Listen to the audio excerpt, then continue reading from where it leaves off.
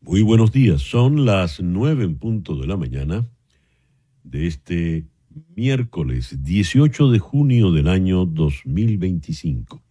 Y en este momento a las 9 de la mañana, hora del este en los Estados Unidos, usted está viendo En Conexión por TVV Network y lo está escuchando por Éxito 107.1 FM en Miami por HD2. Hoy 18 de junio es el día de San Marcos y San Marceliano mártires, San Leoncio, los santos Ciríaco y Paula mártires y San Amando. En el calendario lunar de Enrico Mariani tenemos que hoy a las 3:19 de la tarde, con la luna en Piscis, tendremos el cuarto menguante. El cuarto menguante es ya la última etapa del ciclo lunar. Tiempo para arar, para finalizar y desintegrar los proyectos. Es el tiempo para reorganizar y reflexionar los planes futuros, y eso le toca con la luna en Piscis, que es luna de espiritualidad, es la luna de la caridad, es la luna para rezar y para encomendarse a la divinidad. La luna, sin embargo, va a cambiar a las 7:08 de la tarde, cuando menguante entrará entonces en Aries. El sol, por supuesto, sigue en Géminis este miércoles 18 de junio. El 18 de junio de 1815 fue la batalla de Waterloo. La Waterloo, en lo que es hoy en día Bélgica, pues fue la derrota definitiva de Napoleón. Se acabó el imperio francés y Napoleón fue derrotado por segunda vez y tuvo que renunciar al trono. El 18 de junio de 1900, en China, la emperatriz viuda Longyu ordena matar a todos los extranjeros, incluidos a los diplomáticos y sus familias, en lo que se conoció como la Guerra de los Boxers. Hubo una famosa película, 55 días en Pekín, con Ava Gardner y Charlton Heston y David Niven, que nos cuentan perfectamente eso que ocurrió allí. El 18 de junio de 1901 nació la última hija de Alejandro y de Nicolás y Alejandra, Anastasia Nikolayevna, la gran duquesa, la más pequeña de la dinastía. Y con ella también hubo una leyenda, se hicieron películas, incluso de dibujos animados, sobre Anastasia, porque se corrió el rumor de que ella no fue asesinada con toda la familia por los bolcheviques, y se contaba pues que esta Anastasia había terminado en París. Ingrid Bergman recibió un Oscar, uno de sus Oscars, precisamente por hacer el papel de Anastasia. El 18 de junio de 1940, en Londres, en el Parlamento, Winston Churchill da el famoso discurso de The Finest Hour, nuestra hora más gloriosa, cuando conmina a todos los británicos a la resistencia, en un momento muy, muy difícil, porque estaban prácticamente los británicos solos haciéndole frente a Hitler. Y el 18 de junio de 1952 nació la hija precisamente de Ingrid Bergman y Roberto Rossellini, Isabella Rossellini, que está cumpliendo hoy 73 años. Ella recientemente fue nominada al Oscar como actriz secundaria por su actuación como monja en la película Cónclave. Hoy está cumpliendo 64 años Andrés Galarraga, así que feliz cumpleaños. Y el 18 de junio del año 2020, el Papa Francisco aprobó el decreto que reconoció el milagro atribuido a José Gregorio Hernández. Y así pues se abrió el proceso para la beatificación, y ya tenemos fecha para él y la Santa Rendiles, que será en octubre.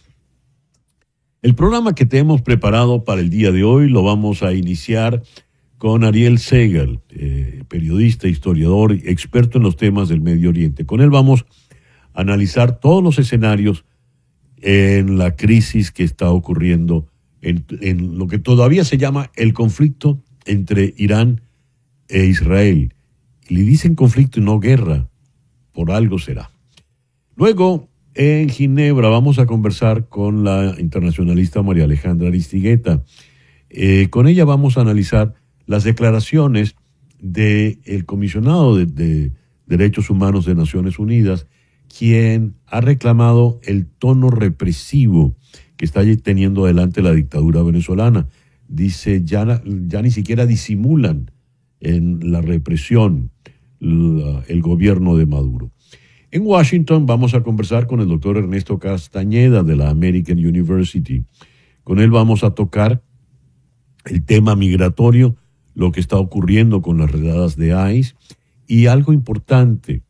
El presidente Trump había dado cierto relajamiento en las redadas de ICE en el campo agrícola, en el campo de la restauración y la hotelería. Pero esa orden fue revertida por Stephen Miller, su jefe de gabinete, con lo cual pues empiezan a haber dudas. ¿Quién es el que tiene la última palabra en este tema migratorio? Luego vamos a conversar en Madrid con Teresa Gómez. Ella es periodista de The Objective. Con ella vamos a tocar el tema de la corrupción que está armando el gran escándalo en España en este momento y cómo ese escándalo de corrupción salpica a personajes venezolanos. Ábalos, el muy polémico ex ministro del Transporte y exsecretario de organización del partido, usaba a su hijo como testaferro en negociaciones por petróleo venezolano. Nuestro foro de hoy, los duelos invisibles. ¿Qué es un duelo invisible? ¿Qué es una pérdida invisible? A veces no hay entierro, no hay flores, no hay despedidas, pero sí hay un antes y un después. Hay duelos que usted tiene y no tienen que ver con una muerte específicamente. Perdió el trabajo, hubo una ruptura de pareja o de una amistad. Eso lo vamos a abordar con dos psicólogas aquí en Miami, ambas muy destacadas. Stephanie Raynor, la autora del libro Cartas a la Vida y la Muerte, Transitando el Duelo, y con Catalina Gerke, quien es psicoterapeuta especializada en neuroplasticidad cognitiva. Ella también es especialista en el tema del duelo. Y vamos a conversar con David Saucedo. Él es especialista en temas de seguridad. Él está en Acapulco, México. Ahora el narco está usando drones, no solo para traficar y meter droga en la frontera norte, sino para atacarse entre ellos. Y por supuesto son las víctimas, los inocentes, los que están, los inocentes son las víctimas de estos ataques. Y vamos a cerrar con la maravillosa Betsaida Machado, nuestra muy querida Betsaida, quien se prepara para hacer la gran fiesta de San Juan. La noche de San Juan, como ustedes saben, es el 23 de junio. Pues bien, va a celebrar la noche de San Juan aquí en Miami. Eso lo vamos a conversar con Betsaida, quien se trajo de nuevo su maravillosa parranda del clavo. Ese el programa que te hemos preparado para el día de hoy. Y ahora te invito a que anotes este número telefónico, el 305-468-0044. 305-468-0044. Ese es el teléfono de María Trina Burgos.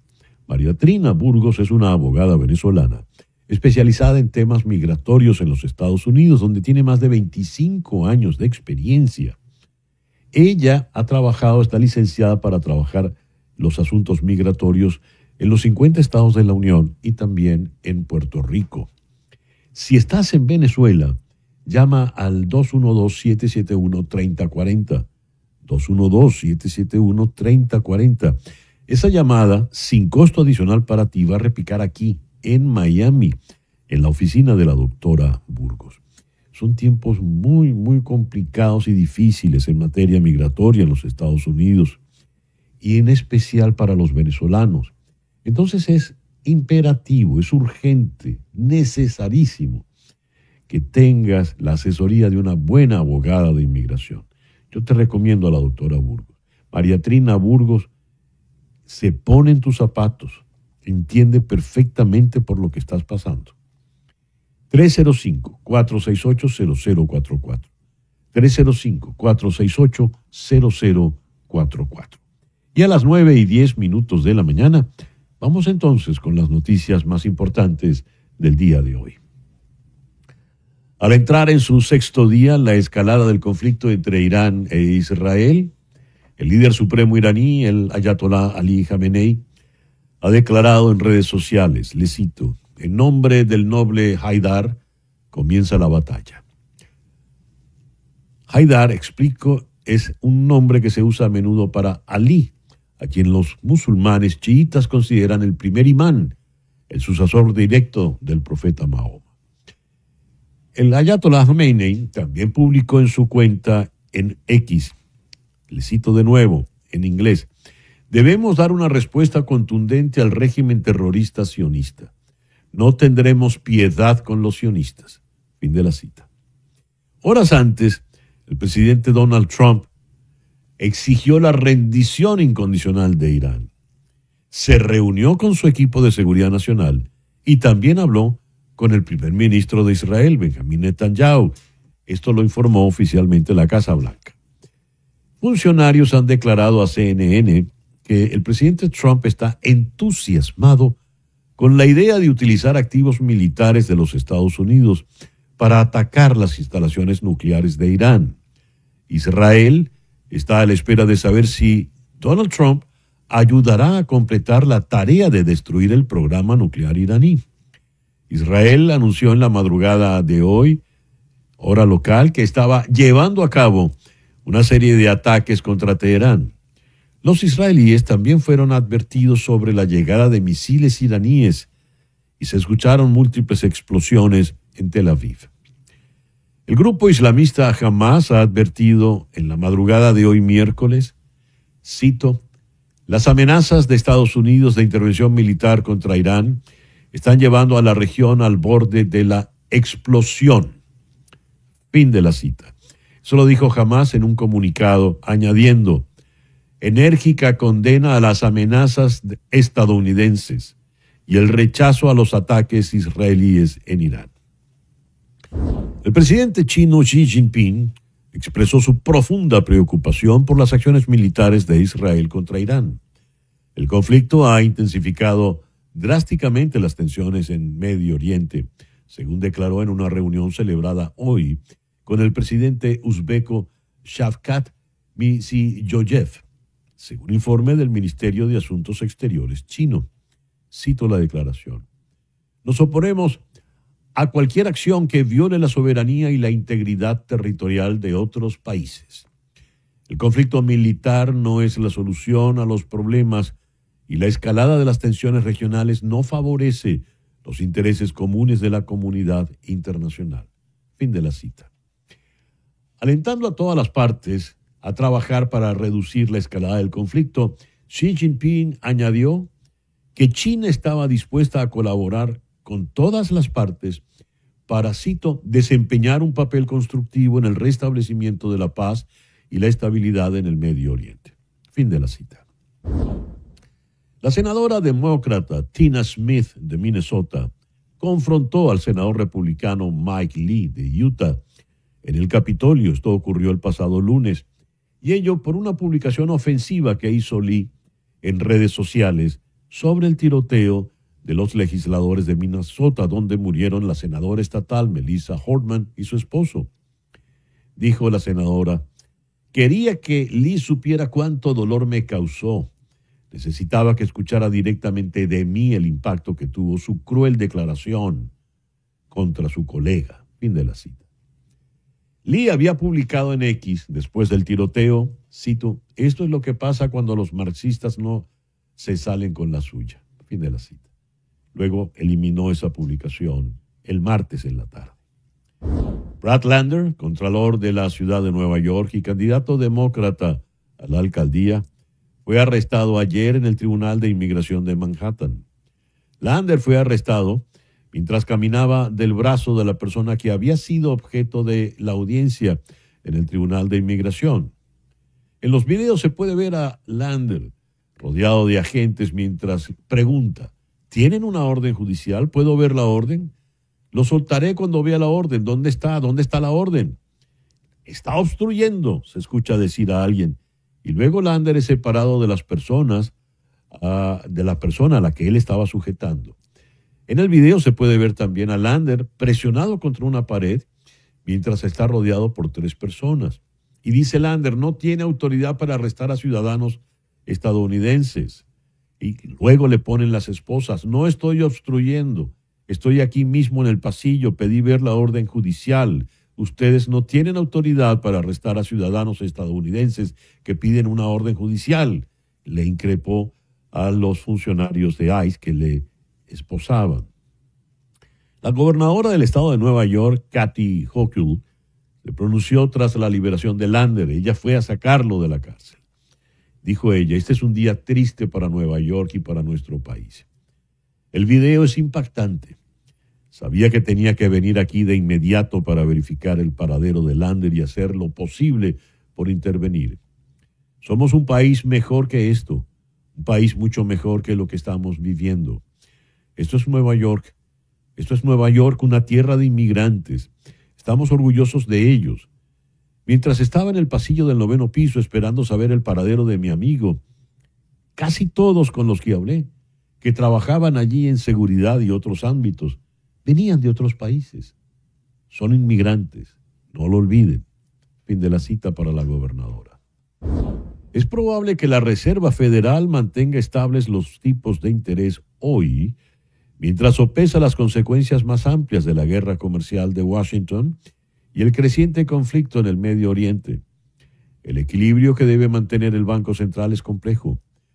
Mientras que muchos de sus homólogos a nivel mundial están adoptando una estrategia de recortes de tipos para evitar la desaceleración del crecimiento y el aumento de los precios como resultado del proteccionismo estadounidense, los economistas prevén que el crecimiento en Estados Unidos se desacelere, pero la inflación se acelere, una combinación que no deja un camino claro para la política monetaria.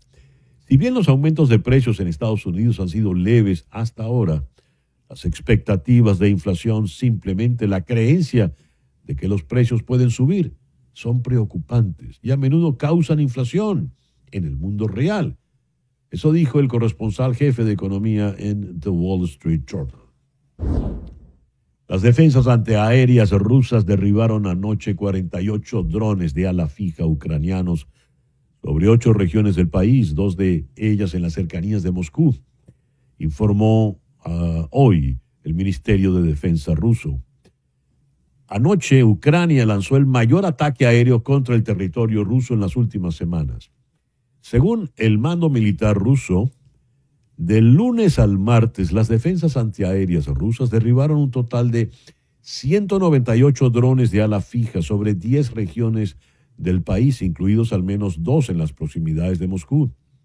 La magnitud del ataque obligó a suspender temporalmente las operaciones en 7 aeropuertos del país, incluidos los 4 que sirven a Moscú.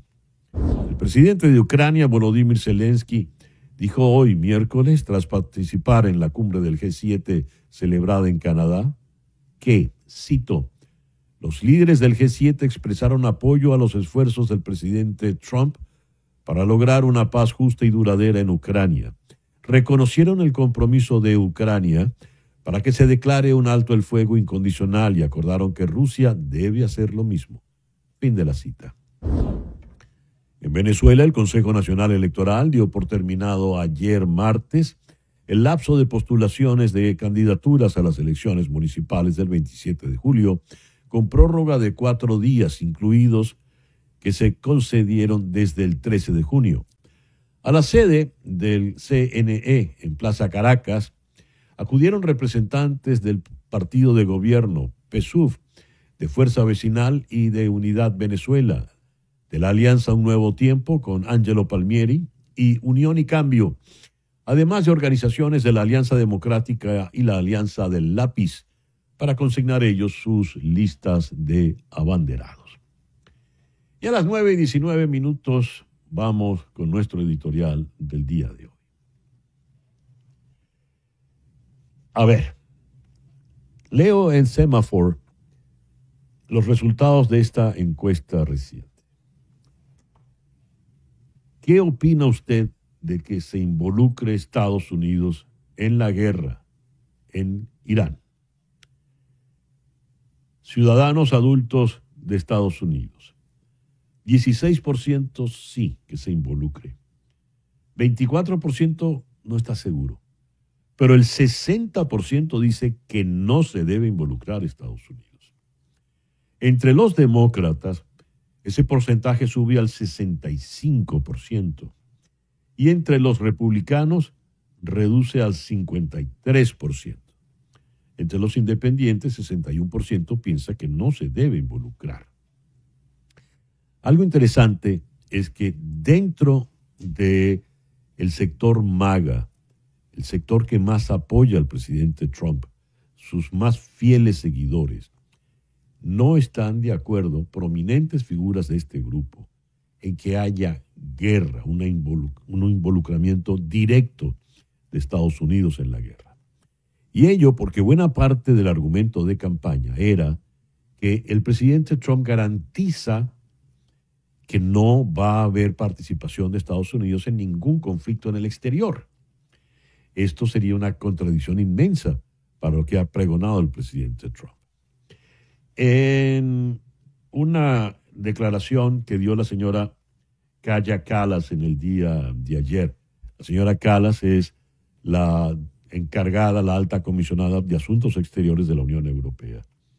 Si Estados Unidos se involucra en el conflicto de Irán, arrastrará a la región a un conflicto más amplio, algo que no le interesa a nadie. Y apunta la señora Kallas: conversé con el secretario de Estado, Marco Rubio, y él enfatizó que tampoco les interesa involucrarse a los Estados Unidos.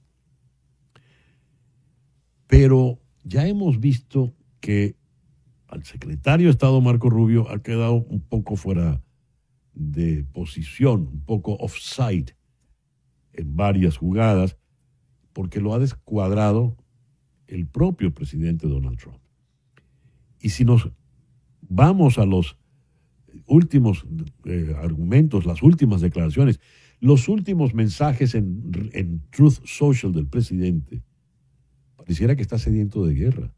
Pide la rendición total y dice que Jamenei ya es un blanco fácil, pero que no lo van a matar todavía. Mientras los otros conflictos continúan su derrotero. De esto ya no se habla, pero, por ejemplo, al menos 23 muertos y más de 130 heridos en el ataque, no de anoche, sino el de antier noche de Rusia en Kiev. Al menos 59 muertos en Gaza por disparos de tanques israelíes en un reparto de alimentos. Son las 9:23 de la mañana. Hacemos una pequeña pausa y ya regresamos con nuestra primera entrevista del día de hoy, aquí en Conexión. Son las 9:26 de la mañana, hora del este, aquí en los Estados Unidos. Vamos ahora a la ciudad de Lima, donde está el periodista, historiador especializado en los temas del Medio Oriente, Ariel Segal. Ariel, muy buenos días. Muchísimas gracias por atendernos en la mañana de hoy. Buenos días, gracias por invitarme al programa, César Miguel.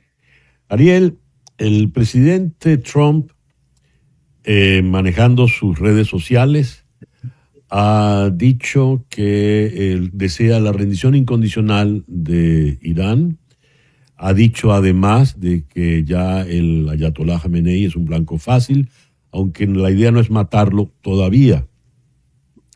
Mientras, me asomo a la página del The Washington Post, donde el gran titular se lo lleva precisamente el ayatolá Jamenei, diciendo: una intervención directa de Estados Unidos causaría un daño irreparable. Hay que prepararse para lo peor, es la amenaza. Pues bien, los líderes están subiéndole el volumen a las palabras y sabemos que las palabras traen sus consecuencias. Mi primera pregunta, Ariel: ¿por qué estamos hablando de conflicto y ya no abiertamente de guerra? Bueno, deberíamos estar hablando de guerra. Es una guerra directa entre Irán e Israel, que antes se manifestaba a través de los grupos satélites del régimen iraní. durante el año y medio desde que Israel invadió Gaza a consecuencia de la masacre que perpetró Hamas en territorio israelí. Y ellos estaban apoyando abiertamente al Hezbollah, un grupo fundado entre chiitas libaneses y la misma Irán, a otros grupos proiraníes en Irak, en Siria, y a los hutíes, que es este grupo que está en el Yemen. Entonces, en este momento, cuando ya pasa a ser una confrontación directa, la aviación israelí operando prácticamente con libertad en los cielos de Irán e Irán respondiendo con misiles de largo alcance que hacen daño, no tanto como lo que Israel ha logrado dañar en la infraestructura, en los reactores nucleares iraníes. Es prácticamente una guerra. Yo creo que es una cuestión de matiz, como algún periodista, como algún político quiere llamar. Ariel, ¿a dónde va a llegar esto? Porque estamos hablando de gobernantes profundamente impopulares, tanto la teocracia iraní como el caso del señor Netanyahu, pero están arrastrando a sus poblaciones a un conflicto realmente severo, muy, muy grave. ¿Hasta dónde va a llegar esto? Sí, bueno, a pesar de que Netanyahu es relativamente impopular, porque hay que recordar que él se ha recuperado políticamente algo en el periodo de guerra, desde lo que ocurrió en el 2023, el atentado terrorista. Él lo está ganando puntos con esto por el momento, con este ataque a Irán, porque afortunadamente para Israel, el servicio secreto, la Mossad y la Fuerza Aérea ha logrado dar unos golpes, como creo que los mismos iraníes jamás se hubiesen imaginado, golpeando no solo infraestructura importantísima de defensa iraní, y también misiles que atacan a larga distancia a Israel. Entonces eso salva a Netanyahu por unos días, le da un colchón, porque a medida que vaya pasando el conflicto, él va a ir perdiendo apoyo, porque la gente no va a querer estar constantemente, prácticamente viviendo en los refugios. Por el lado de Irán, este comienzo tan catastrófico de lo que ha planteado Israel para ellos es un desprestigio enorme, es un golpe al régimen, no solo desde el punto de vista militar, podría ser un golpe político que se traduzca tarde o temprano en la caída del régimen, y por lo tanto ellos quieren buscar una salida que dé la impresión hacia la sociedad iraní de que algún tipo de victoria, aunque sea en el área diplomática, aunque sea en el área política, obtuvieron. Y para Trump, que es el que está metido más en el lío, que se vende como el presidente que más ha ayudado a Israel, que más apoya en la historia de Estados Unidos, al Estado de Israel, pero por el otro lado también dice que hay que sacar a Estados Unidos de la mayoría de los conflictos del mundo. Este es un verdadero momento de ser o no ser, momento hamletiano, para decidir con qué rama de su partido se va. Se va con la rama, por ejemplo, que representa a Marco Rubio, que representa a Lindsey Graham, por ejemplo, en el Senado, que son los que dicen que Estados Unidos sí debe intervenir y debe bombardear, sobre todo el reactor de Fordow, que es el que está en una montaña y es muy difícil para las bombas israelíes destruir. Y el grupo MAGA, Make America Great Again, que son los aislacionistas y que están absolutamente en contra. Entonces, cada uno con sus intereses van jugando con los tonos, y por el momento todos estos discursos uno no sabe si son verdad o si son manipulaciones. Puede haber ya ciertos arreglos bajo la mesa, pero cada uno vende el discurso que le conviene. Sí. Ariel, para la Unión Europea, Estados Unidos es mejor que se mantenga al margen, lo ha dicho la señora Kallas. Y hay sectores, como decías, en Estados Unidos que no quieren que Estados Unidos se involucre. Pero ¿qué pasa si se involucra? Sobre todo por el tono que ha usado el presidente Trump que ya está hablando prácticamente como el jefe de Netanyahu en el conflicto. ¿Qué pasa si Estados Unidos realmente interviene?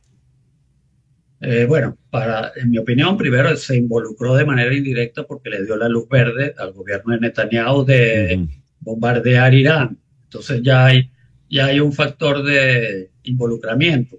Lo segundo, hay que recordar, este es el mismo Trump que habló del Liberation Day, el día que se anunciaron todos estos aranceles para diferentes países y se echó para atrás por 3 meses al menos. Ujú. Y ha ido cambiando el tono en ese tema.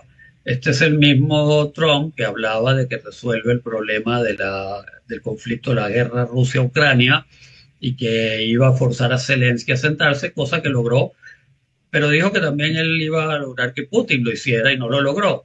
Y entonces ahora prácticamente no habla del tema. Este es el mismo Trump que amenaza constantemente en diversos escenarios internacionales, también a la OTAN, también a sus propios aliados europeos, y luego se repliega. Entonces, mi tendencia por el momento, no mi tendencia, la tendencia por el momento, o mi percepción, es que la tendencia de Trump en política internacional es hablar duro y poco a poco ir replegándose. En política doméstica es donde Trump no solo habla duro, sino que no se repliega. Es lo que ustedes están viviendo en Estados Unidos con el tema de las deportaciones y la utilización casi autoritaria de Fuerzas Armadas de Estados Unidos. Ariel, muchísimas gracias por estos minutos en el programa de hoy. Muchas gracias. Ariel Segal, desde la ciudad de Lima. El reloj indica 9:35. Si te quieres divertir, aquí está esta película con sus cotufas. The Ministry of Ungentlemanly Warfare de Guy Ritchie. En la película, Guy Ritchie desarrolla lo que se conoció como la Operación Postmaster, que consistía en el hundimiento, que no fue hundimiento, sino luego fue un secuestro de un carguero italiano, el Duquesa d'Aosta. Atacando este buque, pues se infligiría un golpe importante a la flota de submarinos alemanes en el Atlántico Norte. Esa historia es la que narra Guy Ritchie. Contando todos estos elementos históricos que ocurrieron, usted puede decir, entonces es una película muy seria sobre la Segunda Guerra Mundial. No, es una película de Guy Ritchie, es una comedia. En este tono que tiene Guy Ritchie de contar las películas de acción, los buenos son tan extraordinariamente hábiles que no pelan un tiro, ni siquiera una flecha, porque uno de ellos es un hombrón inmenso con arco y flecha en plena guerra mundial. Y los malos, en este caso los alemanes, son extraordinariamente brutos, torpes y ridículos. Aún así, con mucha acción, tanta que usted cuando termina la película cree que debe pasarse una toalla para limpiarse la sangre que le haya salpicado. En medio de todo esto es, como diría mi compadre Leonardo Padrón, una película que vale las cotufas. Se va a divertir. Y pues va a tener una historia de acción que ha podido ser una película extraordinariamente seria, pero resultó extraordinariamente lo contrario. Destaco las actuaciones de Henry Cavill como el mayor Gus Mark Phillips, quien fue el jefe del comando. Incluso en la película aparece Ian Fleming, el autor de James Bond. Y según se ha contado, este Mark Phillips fue la inspiración definitiva de Ian Fleming para crear el personaje de James Bond. Pero eso puede ser igual otra historia. Y me llama mucho la atención Eiza González, la actriz mexicana, la dama de la película, que está muy bella y muy buena de verdad. Creo que va a tener mucho por venir. Y a las 9:37 de la mañana vamos a la ciudad de Ginebra, donde está la internacionalista María Alejandra Ariztiguieta. María Alejandra, muy buenos días, muy buenas tardes allá, al otro lado del océano. Gracias por atender nuestra invitación. Gracias a ti. Buenas tardes. El alto comisionado para los derechos humanos de Naciones Unidas, el señor Volker Turk, ha dicho que Venezuela, la relación con Venezuela, fundamentalmente por el aberrante aumento de las torturas, las desapariciones forzadas, las detenciones arbitrarias y la falta de debido proceso. El régimen se siente impune, ya ni disimula. A ver, sube el tono el señor Tork, pero ¿qué tanto más puede hacer aparte de subir el tono, María Alejandra? Primero que todo, muchísimas gracias por estos breves momentos que vamos a compartir, César Miguel. Yo creo que aquí lo más importante es tratar de leer entre líneas, ¿no? En el lenguaje diplomático es mucho lo que no se dice, es mucho lo que se interpreta.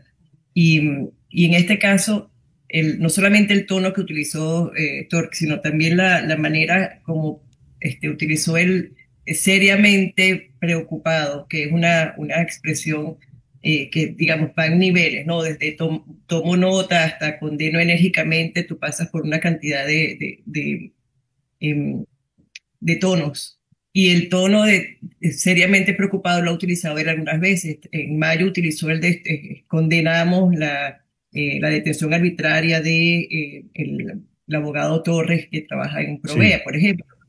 Entonces uno puede interpretar allí que eso significa dos cosas. Uno, que está buscando aliados dentro del Consejo para poner más presión, y otro, que está también poniéndole más presión al régimen. El régimen efectivamente se siente, las últimas cosas que yo he conversado con los equipos aquí en Ginebra, es que ellos se sienten pues, muy frustrados por la falta de avance, la falta de cumplimiento de compromisos, y esto se refleja también en el tono que está utilizando Tork en esta brevísima declaración, que es solamente la abreboca para lo que va a ser el informe del 27 de junio, ¿no? De finales de la semana que viene. Hay frustración porque no se avanza, y mientras no se avanza, tienes la actitud del régimen en Venezuela, donde no hay límites. Las últimas informaciones que nos han llegado es que, por ejemplo, frente a la situación del dólar, han puesto presos a economistas, gente que su trabajo es sencillamente evaluar lo que está ocurriendo con la divisa, por ejemplo, terminan en la cárcel y con la misma pues proceden sin ningún límite. Hay impunidad total. ¿Cómo vamos a parar esto entonces? Efectivamente, el tema, esto, si recuerdas bien, estamos en este proceso desde el 2019, y se buscó crear un espacio de diálogo con una oficina en Venezuela. La oficina luego la cerraron el año pasado, la volvieron a abrir. Entonces, lo que estamos viendo es que ante la situación mundial, y acabas de tener un programa, hace un momento acabas de tener un entrevistado que está hablando de la situación específicamente del Medio Oriente, que es una de las cosas que en este momento están más sobre el tapete y son más graves. El tema de Venezuela, sin embargo, sigue estando allí, sigue siendo un tema de interés y de presión también. Entonces, esto no indica que en lo inmediato van a parar, porque por supuesto no les interesa, ya a estas alturas ya pasaron la línea Rubicón, ¿no? Ya no les interesa aparentar que van a cumplir con algún acuerdo como hacían con la alta comisionada Bachelet. Ahora en esta nueva etapa, visto los resultados de las elecciones del 2024, que además a ellas también hace referencia el alto comisionado, ese fue el punto de inflexión. De ahí en adelante, pues no hay que guardar apariencias, simplemente es una huida permanente hacia adelante hasta que pues en algún momento algo los va a parar. Esto evidentemente no significa que no sigamos haciendo lo que tenemos que hacer, y es seguir presionando para tener, digamos, para contener esta ola de impunidad que estamos viendo, que como tú muy bien señalabas, apresan hasta personas, hasta académicos, por decir lo que tienen que decir. María Alejandra, ¿qué puede ocurrir el 27 de junio? El 27 de junio vamos a tener un informe duro, un informe con mucha información de primera mano, de ONGs que están siendo perseguidas, de activistas que están siendo perseguidos, de medios de comunicación y de representantes de medios de comunicación, de abogados, y ahora pues también, por supuesto, el sector académico. Entonces, creo que desde ese punto de vista, la sociedad civil venezolana está movilizada.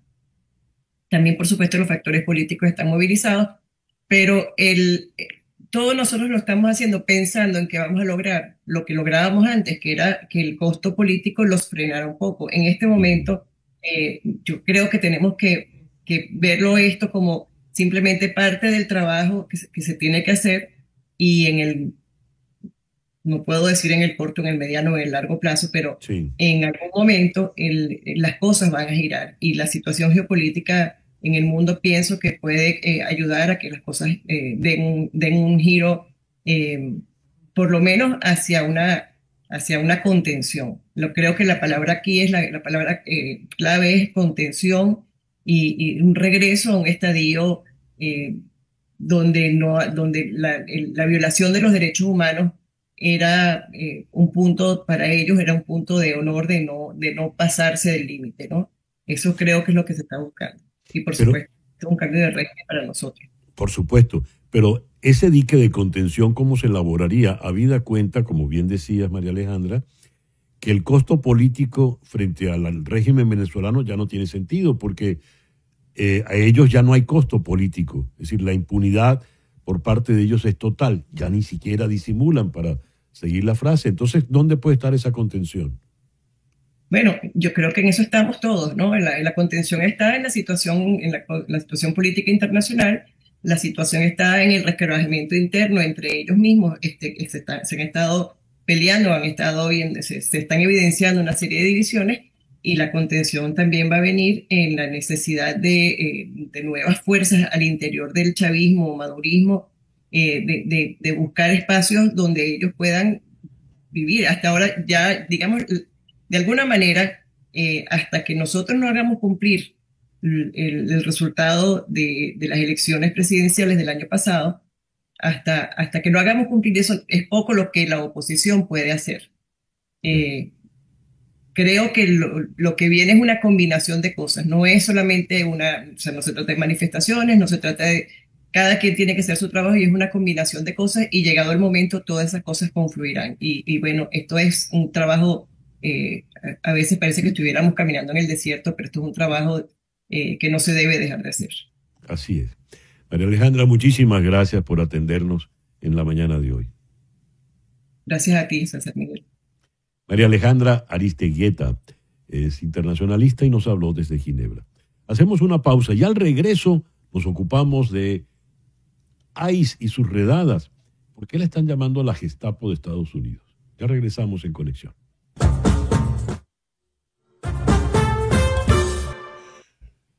Son las 9:50 de la mañana, hora del este, aquí en los Estados Unidos. Vamos ahora a la ciudad de Washington, donde está el doctor Ernesto Castañeda, quien es profesor en la American University y director del Centro de Estudios Latinoamericanos y Latinos del Immigration Lab de esa misma universidad. Ernesto, muy buenos días. Muchísimas gracias por atender nuestra invitación en esta mañana. Hola César, muy buenos días. Ernesto, está previsto que conversemos sobre la situación de los migrantes en el área de la restauración y la hotelería aquí en Estados Unidos. Pero antes de entrar en ello, quisiera tu opinión sobre las redadas, las acciones que está llevando adelante ICE con sus funcionarios. Me ha llamado la atención que en las redes ya empiezan a llamarlos como la Gestapo de los Estados Unidos, comparándola con aquel órgano represivo del nazismo. Y luego del incidente con el senador Padilla en Los Ángeles, ayer en la ciudad de Nueva York, ocurrió el incidente con el contralor de la ciudad, Brad Lander, quien es además aspirante a la alcaldía de la ciudad. Tuvo que ir la gobernadora Hochula a sacarlo de la cárcel. Me gustaría tu opinión sobre esto que está aconteciendo, en particular el caso de ayer. Ernesto, por favor. Claro que sí, César. Estas redadas son muy preocupantes porque afectan a las comunidades migrantes, a los trabajadores que están fuera de estatus migratorio, pero también a la gente que está tramitando su asilo, que tenía el TPS, que entró con el parol, que le están cambiando las reglas del juego durante el juego, ¿no? Entonces no se vale.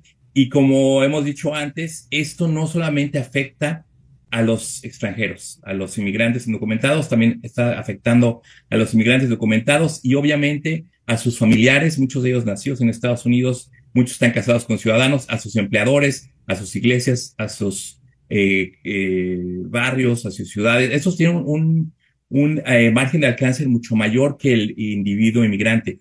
Y claro, estamos viendo que hay muchas ONGs que se dedican a ayudar a los migrantes a integrarse, a recibir refugiados y demás que están siendo afectados. Y hay algunos políticos en Nueva York, en California, en todo el país, que están intercediendo a favor de los inmigrantes y también están siendo blancos de esta administración y están siendo manejados de esta manera agresiva y violenta por agentes del Estado, representados del Estado muchas veces con el rostro cubierto. Entonces, una democracia con derechos individuales es muy difícil buscar a un grupo por religión, por etnicidad, por raza y tratar de sacarlo del país. Es algo que tiene que uno hacer un perfil racial y entonces es muy fácil usar ese mecanismo para atacar enemigos políticos. Por eso la comparación con una gestante Gestapo. Fíjate, Ernesto, en el video que veíamos, el muchacho con un cara de pánico evidente, pálido, se trata de resistirse, pero tiene una carpeta con documentos. Se ve que él tiene argumentos para decir yo estoy legalmente acá, porque en un primer momento se decía esto es contra los ilegales, pero por lo que hemos visto es contra los que están legalmente incluso dentro de los Estados Unidos. ¿Por qué? Así es, y la campaña era muy fácil vender que todos los inmigrantes eran criminales, que eran un peligro para el país, que no respetaban las leyes y demás. En la práctica vemos que encontrar a la gente que lleva muchos años viviendo de manera indocumentada en Estados Unidos es bastante complicado. Entonces, ¿qué están haciendo? Están haciendo atajos y trampas, y entonces la gente que va a su corte, que se presenta para seguir el proceso, que van a presentar pruebas de por qué están pidiendo asilo, por qué no pueden regresar, por qué quieren la reunificación familiar, etcétera, etcétera.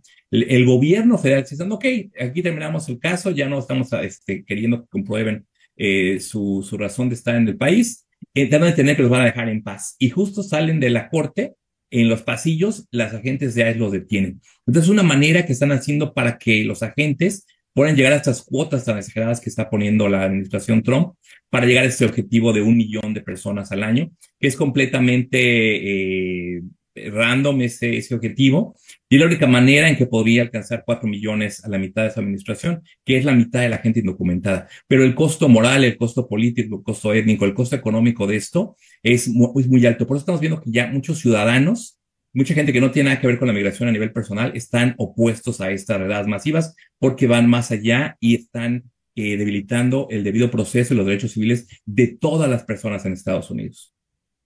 Vamos al tema del sector de la restauración y la hotelería. El presidente Trump, muchos de los empresarios que le apoyaron, que pertenecen a este sector, le dijeron que por favor suavizara las redadas de ICE porque dependen de los trabajadores inmigrantes. Y esa medida, el presidente dice, perfecto. Pero gente de su administración, entre ellos el señor Miller, quien es el jefe de gabinete, nada menos, el señor Holman, revierten esta medida.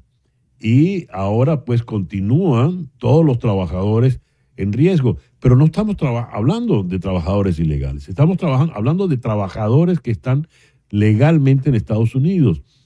Es que la idea es que salgan todos ellos del país, de sus puentes de trabajo. Aún teniendo sus papeles en regla, Ernesto, pregunto.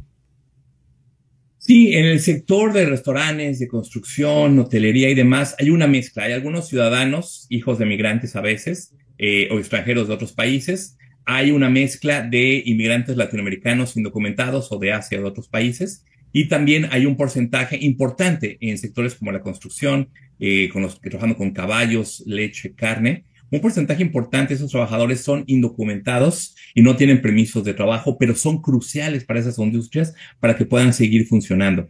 Entonces, en efecto, los jefes los dueños de estas empresas habían llegado con la secretaria de Agricultura para pedirle que hiciera una excepción a sus industrias. Uh-huh.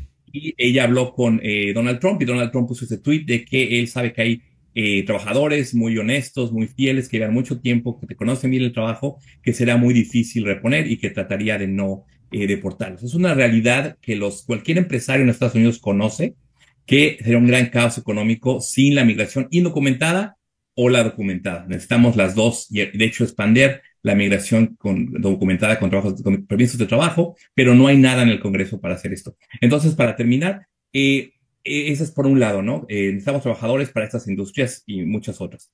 Pero por otro lado, no podemos tener una deportación masiva o llegar a esas cuotas que quiere Miller y compañía sin ir a estos sectores, Home Depot, construcción, restaurantes, hotel, agricultura, donde es más fácil encontrar a muchos inmigrantes al mismo tiempo.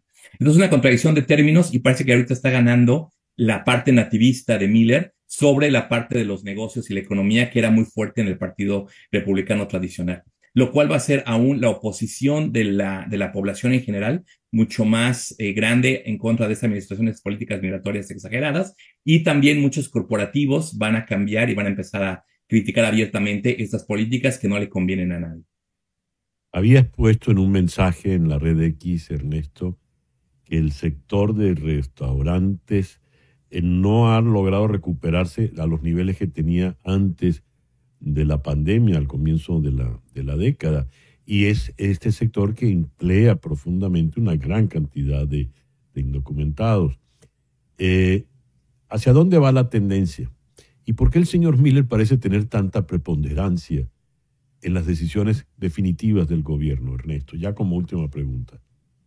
Claro que sí. El tema de Miller es el tema de migración y de ser una persona chocante y de usar temas raciales y étnicos para provocar. Eso lo lleva haciendo desde la universidad y se ha hecho famoso de esa manera, y es como ha subido en los peldaños y llegado tan cerca de Trump. Es el segundo en cargo de la agenda de Trump en la Casa Blanca. Es una persona que por muchos años le ha escrito los discursos, cuando los lee y son antimigración, los escribe Miller en la campaña y en la presidencia. Muchas de las órdenes ejecutivas en contra de la migración son ideas que Miller tiene pensando por mucho tiempo y que con el proyecto 2025 pusieron en acción y escribieron las órdenes ejecutivas que ha firmado Trump sin conocer bien Trump los detalles. Entonces, mucha de la ideología antimigrante que asociamos con Trump viene directamente de Miller, que se ha asegurado que contraten gente con ideología similar o que pueda decir las mismas cosas en Homeland Security, Homans y demás. Pero Miller es un ideólogo muy importante de esta administración y ahorita parece que está a cargo de mucho de la política, de las políticas domésticas, por lo cual esta gente está criticando quién está de verdad en la presidencia ahorita haciendo decisiones, si es Miller o Trump. Entonces puede que haya un choque ahí que venga por llevando la atención de las cámaras. Y la otra, sobre el sector de restaurantes, brevemente. En efecto, desde la pandemia hubo una baja en el número de gente que estaba dispuesta o que trabajaba en ese sector. El sector aún no se ha recuperado porque hubieron muchos nuevos trabajos después de la pandemia con el crecimiento económico, entonces muchos inmigrantes y locales se pudieron mover a otras industrias mejor pagadas y más estables. Entonces, el sector de restaurantes depende mucho de los recién llegados y de gente nacida en el extranjero, muchos de ellos sin documentos. Con las redadas, mucha gente está teniendo miedo de ir a trabajar, es más difícil que pidan un trabajo ahí. Entonces, muchos restauranteros en Washington, en Baltimore, en muchas regiones, se están quejando de que no tienen gente para contratar y tener sus restaurantes llenos y bien y con buen servicio. Entonces, si siguen estas redadas, la situación va a ser peor, los precios van a aumentar porque va a ser más caro contratar gente, y es una cosa igual que afecta a todos negativamente y no soluciona un problema de verdad. Si alguien cometió un crimen, el sistema legal se puede encargar de eso, sin importar qué estatus migratorios tenga. Ernesto, muchísimas gracias por atendernos en el programa de hoy. Gracias, César. Buen día. El doctor Ernesto Castañeda de la American University en Washington. Son las 10:01. Eso es un palíndromo capicúa. Escucha esto. Los servicios gubernamentales de Ucrania se encuentran entre los más digitalizados del mundo. Y esto a pesar de tener 3 años en guerra. La aplicación DIIA permite a los usuarios acceder y registrarse para todos los actos estatales, matrimonios, escrituras de vivienda, permisos de conducir. Los ucranianos incluso pueden votar por el representante nacional del Festival de la Canción de Eurovisión. Otros países tienen aplicaciones similares, pero pocas, si es que hay alguna, tienen tanta aceptación como la de Ucrania. A saber, 22 millones de los aproximadamente 33 millones de adultos de Ucrania están registrados. Ucrania cuenta con muchos ingenieros de software calificados según declaró el ministro digital de Kiev a la BBC.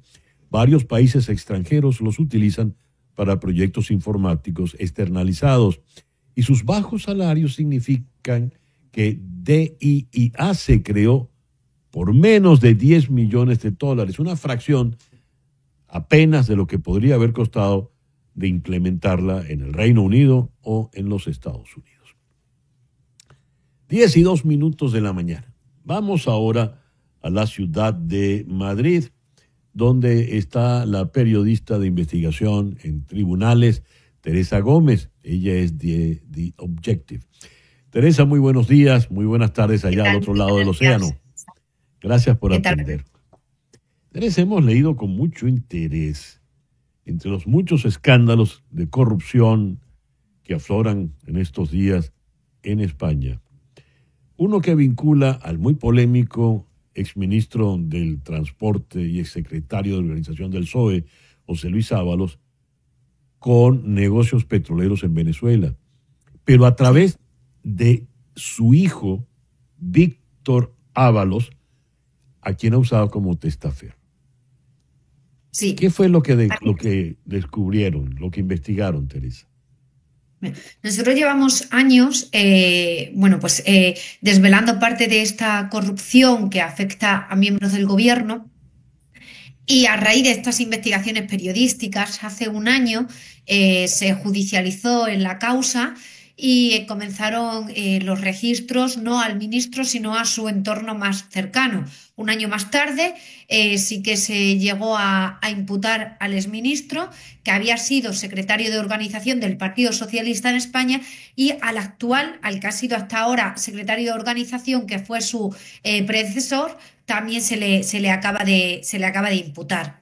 A nosotros, esta trama de corrupción tiene una operativa muy compleja, sobre todo porque comenzó por la adjudicación de contratos públicos para la compra y venta de mascarillas durante la pandemia. Pero nosotros siempre hemos dicho que realmente el dinero no procedía de la adjudicación de contratos públicos, ya fuesen de obras, de construcciones o para la compra de material sanitario durante la pandemia, sino que la mayor parte de ese dinero presuntamente ilícito provenía del petróleo y del petróleo venezolano. Y a nosotros lo que nos cuentan personas que forman parte del entramado es que el ideólogo de esta trama de corrupción no es el exministro Ábalos, sino que es el expresidente del gobierno, José Luis Rodríguez Zapatero. Este es el ideólogo que cuenta con sus personas de confianza, el hasta ahora ministro de Transporte, José Luis Ábalos, y el hasta ahora secretario de Organización del Partido Socialista, Santos Cerdán, ambos ya imputados en esta causa. Y lo que nos dicen es lo siguiente: a nosotros nos cuentan que se llevó a cabo una operativa para traerse el petróleo venezolano a España. Como bien sabemos, el petróleo venezolano no se puede comercializar el crudo como tal en España debido a las sanciones que existen por parte de la Unión Europea. Entonces ellos lo que hacían era sacar el petróleo de Venezuela, refinarlo, tener una refinería en República Dominicana, ahí le cambiaban la denominación de origen, y de República Dominicana lo comercializaban en España. Y lo comercializaban en España con un precio más o menos al precio de mercado de España, pero obviamente con unos gastos muy inferiores. Por lo tanto, los beneficios eran mucho mayor que el de cualquier otra empresa que se dedicase a esto, además de defraudar el 21% de IVA. Por lo tanto, a nosotros nos dicen que la trama de corrupción es una trama millonaria. Hay grandes cantidades de dinero en el exterior, entre ellos en República Dominicana, y en la última conversación que hemos podido ver del asesor del exministro José Luis Ábalos, Koldo García Izaguirre, con el propio José Luis Ábalos, lo que le dice en esa conversación Koldo García es que va a obtener, debido a sus gestiones realizadas con varios políticos venezolanos, va a obtener 500.000 del petróleo venezolano, pero que lo va a obtener a través de una filial que tiene PDVSA en Estados Unidos. en esa conversación, que ahora mismo lo están investigando los agentes de la UCO, lo que le dice Koldo García Izaguirre es que quien ha montado toda esta estructura es un empresario que se llama Víctor de Aldama, al que la trama le llama Gonzalo. ¿Y por qué le llama Gonzalo? Porque se llama Víctor Gonzalo de Aldama y no quieren equivocarle con el hijo de Ábalos, que es presuntamente el testaferro de Ábalos que se llama Víctor. Y en esa conversación, el exministro lo que le dice a su asesor, a su entonces asesor, es que ese contrato para cobrar €500.000 al mes durante 3 años procedente del petróleo venezolano, que hay que firmar un contrato y que ese contrato lo tiene que firmar su hijo Víctor Ábalos, que es presuntamente el testaferro del exministro. Y de esa manera es como presuntamente se están nutriendo del petróleo venezolano esta trama de corrupción. €500.000 al mes. Al mes, durante 3 años. Esta persona que vemos aquí es Víctor Ábalos, que es el hijo de Ábalos y es la persona a la que nosotros nos dicen que es el testaferro. Y luego Víctor Gonzalo de Aldama es quien monta toda esta estructura para poder sacar el petróleo venezolano y a nosotros lo que nos dicen es que Víctor de Aldama, que en un principio era tratado como un empresario comisionista de la trama, realmente es el hombre de confianza en España de Delcy Rodríguez. Ah, Delcy está involucrada en esto, entonces. Claro, por supuesto. De hecho, en esta trama de corrupción, en el volcado de teléfono móvil de Víctor de Aldama, aparecen conversaciones directas con Delcy Rodríguez, donde incluso la confianza es tal que se llaman cariño, amor, y además es bastante asidua a esas conversaciones. Delcy en varias ocasiones le pregunta a Víctor de Aldama que qué tal está el jefe en referencia al exministro Ábalos, y de hecho tanto Ábalos como en este caso Víctor Gonzalo de Aldama fueron los que planearon ese viaje de Delcy Rodríguez a España, que al final no pudo realizarse porque se descubrió, porque saltó a la prensa que se había producido ese viaje y se tuvo que paralizar. Pero el llamado Delcy Gate, que es cuando en 2020, en febrero de 2020, Delcy llega a España pese a las sanciones de la Unión Europea, es un viaje planificado por estas personas del entramado que acabamos de nombrar. Así que de cariño y mi amor y demás se trataba, o se trata. Bueno, la relación entre Delcy y Aldama es muy estrecha porque es su hombre de confianza en España y es quien le ha montado toda esta operativa para poder sacar parte del petróleo venezolano y es realmente Víctor Gonzalo de Aldama trabaja más para Venezuela que en este caso para los presuntos corruptos españoles. De hecho, Víctor de Aldama en una de las entrevistas lanza una advertencia y es que le dice a Zapatero, que Zapatero no puede negar que ha venido conmigo en vuelo privado desde República Dominicana a Caracas. ¿Y por qué dice esto? Pues dice esto porque obviamente él es quien monta todo el entramado, porque conoce a la perfección y de hecho cuenta con información que corroboran estos datos, cuenta con información de cómo se está sacando el petróleo venezolano y cómo estos dirigentes se están nutriendo del petróleo venezolano y efectivamente a nosotros lo que nos cuentan es que Zapatero jamás viaja de Madrid en vuelo directo de Madrid a Caracas, lo hace siempre utilizando como punto intermedio República Dominicana y de República Dominicana a Caracas viaja en vuelos privados y en uno de esos vuelos privados era junto a Víctor de Aldama. Ay. Teresa, es un lío, pero... Ya, Soy consciente que es un lío porque además el entramado es cada vez mayor y yo de verdad nunca en España había visto un entramado de corrupción de estas características porque incluso más allá de la operativa montada para nutrirse del petróleo venezolano es que incluso esos beneficios que obtuvieron los guardaron en entidades bancarias que ellos mismos también habían creado. Dios.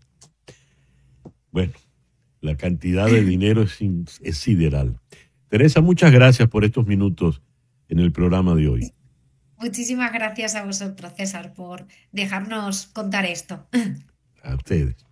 Teresa Gómez es de The Objective, nos habló desde Madrid. Una pausa y al regreso venimos con nuestro foro de hoy, los duelos invisibles.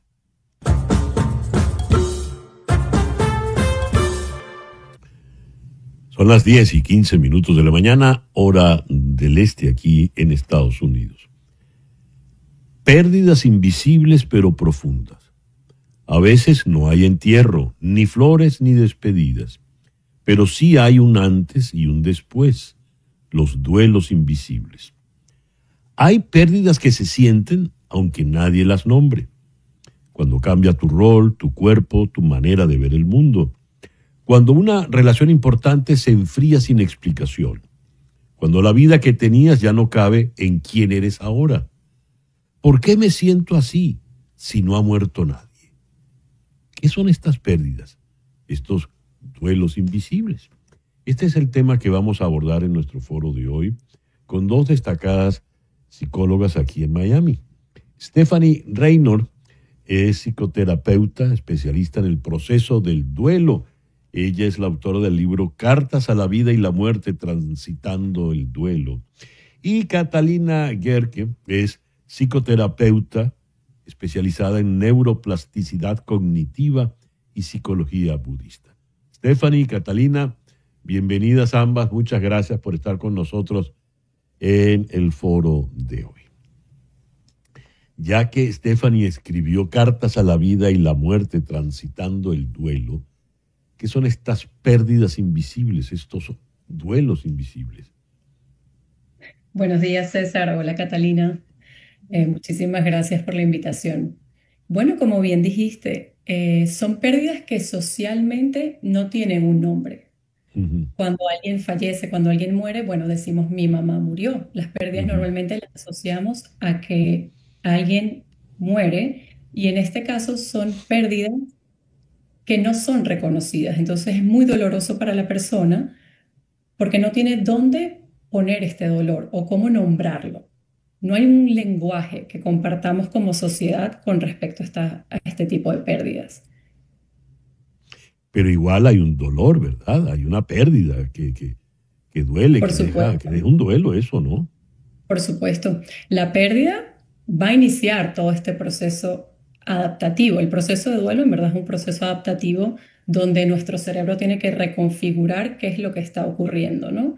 Y tú dijiste, no hay rituales, no hay flores. Eso lo hace también bien difícil, porque cuando yo tengo un ritual, yo me ubico en un espacio, en un aquí, en un ahora, donde se me está permitido doler. Por ejemplo, volvemos al tema del funeral. Aquí yo puedo llorar, aquí todo el mundo me está acompañando, no estoy sola, esto marca un antes y un después en mi vida.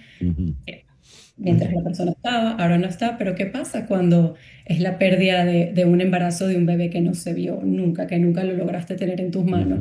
¿Qué pasa cuando es una pérdida amorosa que no es una relación normal, sino, por ejemplo, inclusive amantes? ¿Qué pasa con las personas que están presas? Es cierto que hicieron algo, quizás sí, quizás no, para estar allí, pero han perdido su libertad. Sus familiares están viviendo la pérdida de no tenerlos. Hay muchas pérdidas que no tienen nombre y que la sociedad invalida. Catalina, me gustaría oír tu opinión, por favor. Bueno, buenos días a los dos. En este tema del duelo hay una teoría que habló Kenneth Doka durante mucho tiempo, que es la validación de un duelo no validado. Y es donde la persona no solamente pierde lo que añoraba y la ilusión, sino quién pensaba que iba a ser en esa relación o en esa situación de vida, ¿no? La madre que pierde un bebé está soñando con ser madre. La persona que pierde una pareja que nunca salió a la luz está soñando la vida que no se pudo concretar en esa relación. Entonces el duelo también tiene mucho que ver con la persona en mí que desaparece o ese ideal que había construido de quién iba a ser yo en esa relación, ¿no? ¿Cómo se maneja un duelo que no es oficial? Una pérdida que no es tal pérdida, porque el ejemplo lo han puesto muy bien. Murió mi mamá y, claro, es ley de vida, las madres mueren antes que los hijos. Cuando es al revés es un drama espantoso, pero es ley de vida y eso se acepta. Hay flores, hay funeral y hay lágrimas autorizadas. En el caso que no ocurra así, ¿cómo se trabaja? ¿Cómo se puede superar ese otro duelo invisible? Darnos tu primera explicación, Stephanie, por favor. Bueno, primero que nada, creo que rompiendo el tabú con respecto a las pérdidas. Las pérdidas no son solo físicas, o sea, que alguien muere. Hay pérdidas de identidad, pérdidas económicas, pérdidas relacionales. Entonces, primero trayendo a la luz en conversaciones como estas que esto existe y que tu dolor es válido. ¿Cómo lo trabajamos? Por ejemplo, rituales que creamos. Es cierto que no puede haber un funeral, pero de repente podemos escribir una carta y quemarla, o podemos, que también lo he visto, utilizan cuando son pérdidas de bebés, hacen como una cajita de memoria de cositas que habías comprado de ese bebé y tienes como hay un ritual para cerrar. No necesitas a un otro para ese ritual. Tú mismo puedes crear tu propio ritual. Hay personas que de repente con una fotografía por todas las noches, por cierto tiempo, se despiden diciendo algo especial de la persona o de lo que el vínculo significaba para ellos. ¿Y tú qué piensas, Catalina? ¿Qué sugerirías? A mí me gusta trabajar directamente con nombrar la emoción que está detrás de ese duelo. Y si bien estamos hablando como un niño, un bebé que no nació o una relación, las emociones que están detrás de eso es la desilusión y la decepción. Entonces, la desilusión es algo que yo imaginé que iba a ser, y la decepción, en cambio, tiene mucho que ver con quien yo pensé que esa persona era. Y en esos dos entendimientos, pues entonces yo hablo de mi historia. ¿Cuál es mi relación con la desilusión y la decepción? ¿Cuándo en mi vida las atravesé antes y qué hice al respecto? O si es que nunca he atravesado esas emociones, ¿qué me hablan y qué quieren decirme de mí? Porque la persona al final, como te decía en el segmento anterior, es que habla siempre de quién soy yo frente a una realidad donde la respuesta no era la que yo estaba buscando, ¿no?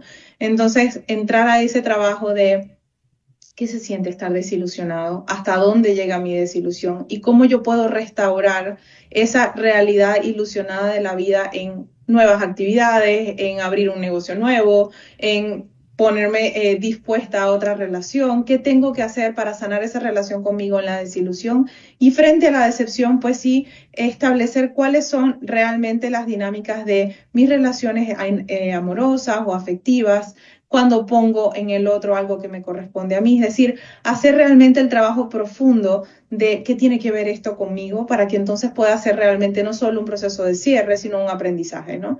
La desilusión y la decepción realmente lo que nos lleva es a sanar esa voz interna que esperaba cosas de la vida que no siempre son lo que estábamos esperando.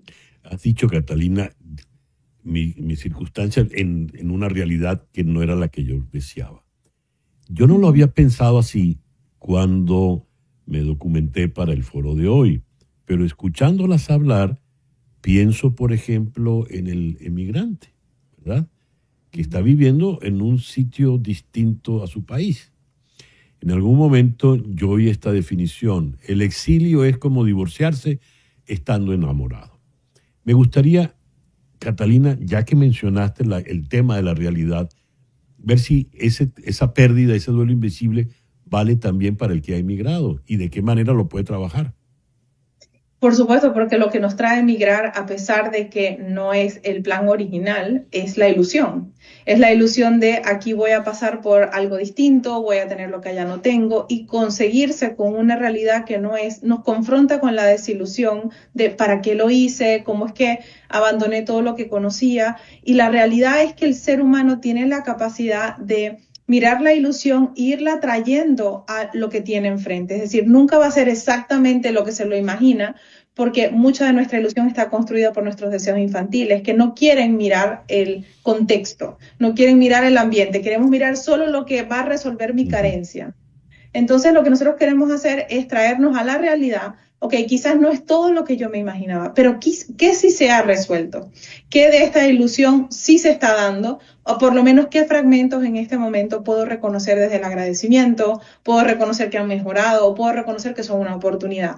Entonces, traernos la ilusión infantil, abrirla, deshojarla y mirarlo con la realidad del adulto que dice qué sí ha mejorado, o cuál, haciendo esa suma y resta, es donde empezamos a construir realmente una realidad sostenible y no la aspiración infantil que traíamos ciega, pero que al final de cuentas yo la llamo el ancla. Si no tenemos esa ilusión no nos movemos. Entonces, llamemos a la ilusión el ancla, y después de que llegamos a tierra, pues hacemos contabilidad de lo que trajimos y lo que se quedó atrás.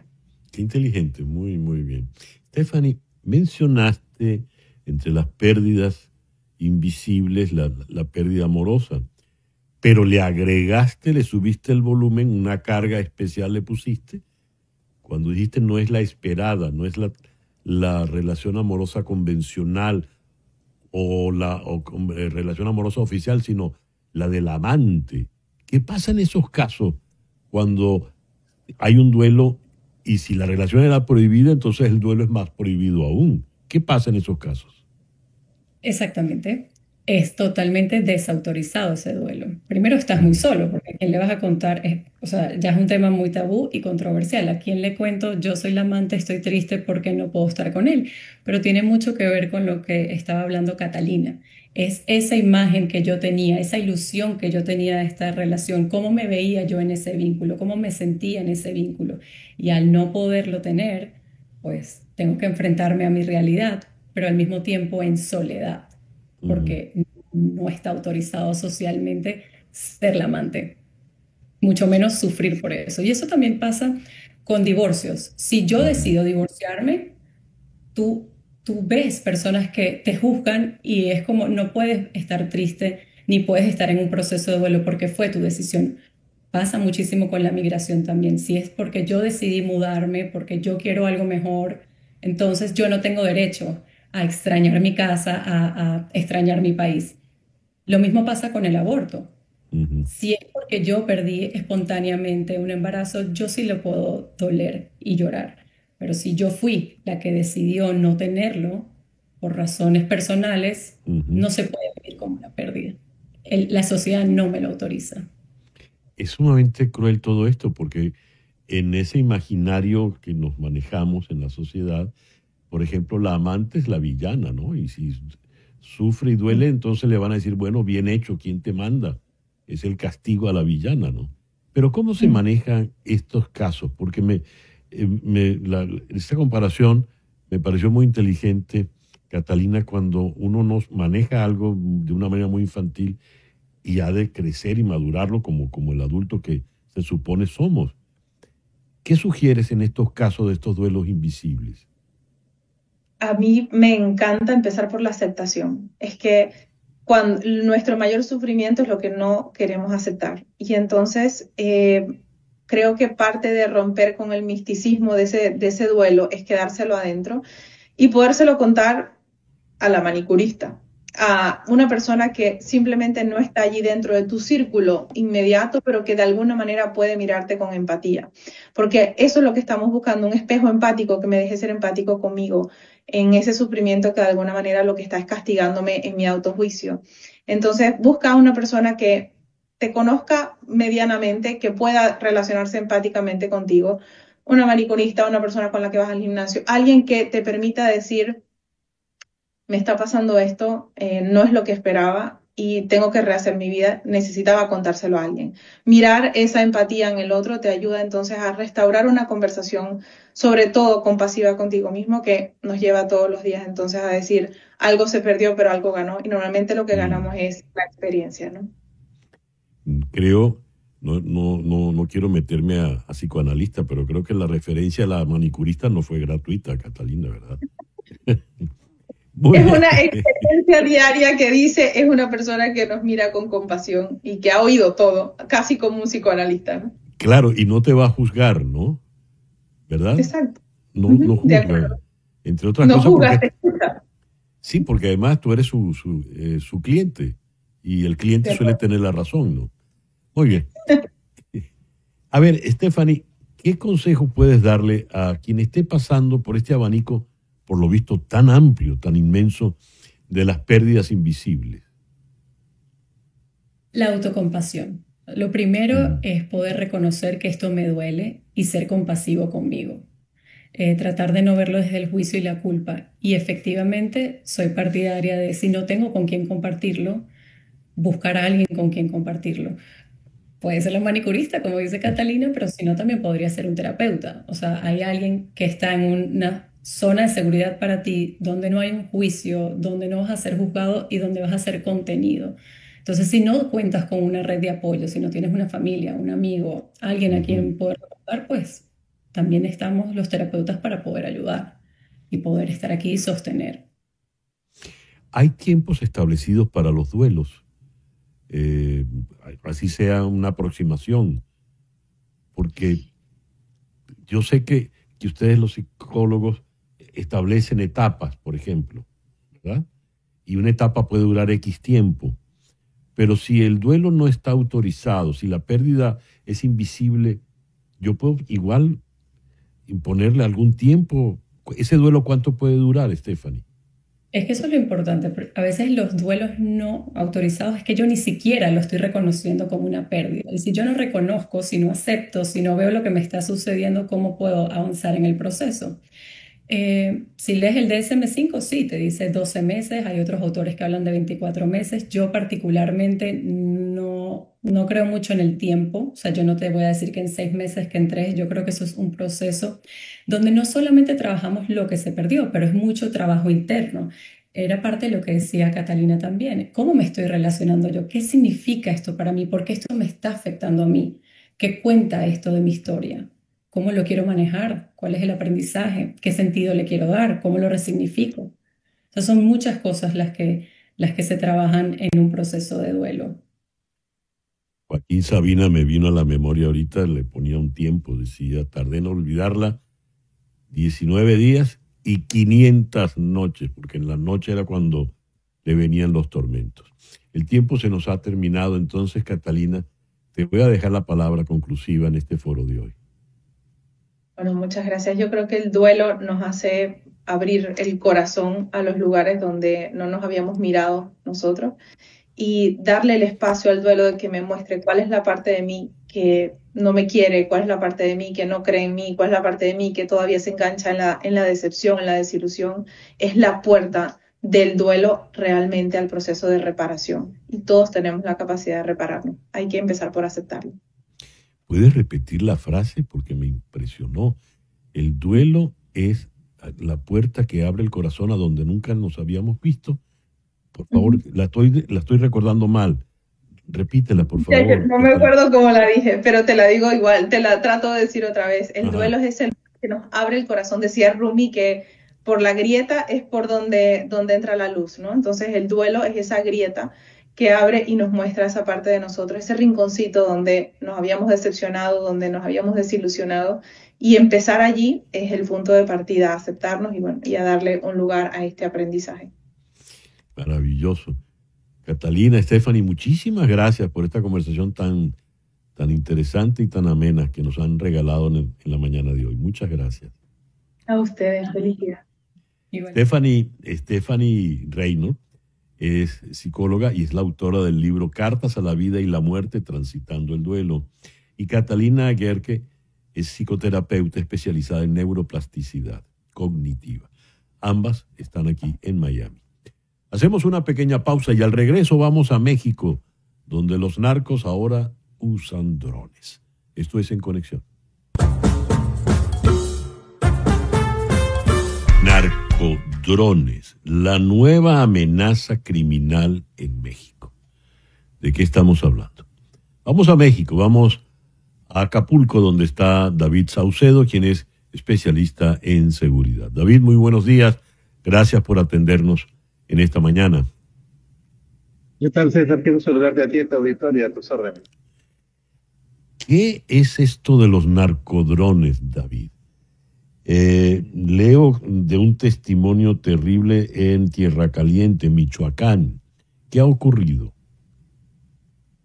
Desde hace algunos años la seguridad pública en México se militarizó, es decir, el ejército, la marina, empezó a hacerse cargo del combate a los grupos de crimen organizado. Esto provocó una reacción espejo por parte de los grupos del narcotráfico. En primer término, también militarizándose, contratando mercenarios, profesionales de la guerra, de Guatemala, de Colombia. Incluso tenemos reportes de que hay ex integrantes de la Fuerza Delta de los Estados Unidos entrenando a los narcotraficantes en México. Y en paralelo también se tecnificaron, adquirieron armas de grado militar y con el tiempo, con un poco de ingenio, los narcotraficantes empezaron a utilizar los drones como bombas aéreas, es decir, los drones se pueden adquirir en cualquier tienda de electrónica, los equiparon con bombas de contacto y estos drones en un inicio eran utilizados como bombas aéreas, es decir, un dron con una granada, granada de contacto, la subían al aire y después lo dirigían como si fuera un misil para que se estrellara en contra de instalaciones de seguridad pública en México o bien vehículos de crimen organizado de grupos rivales. Con el tiempo, los narcotraficantes encontraron la manera de reutilizar los drones utilizando mecanismos de acción remota con los cuales podían soltar las cargas explosivas y hacer ataques a distancia, incluso videograbando estos ataques.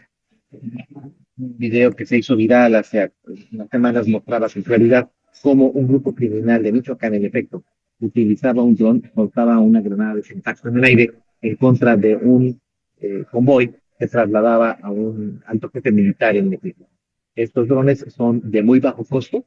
Los narcotraficantes ya tienen la capacidad para equiparlos con mecanismos de explosivos que pueden soltar en el aire, pueden hacer la videograbación, incluso pueden hacer grabación con visión nocturna.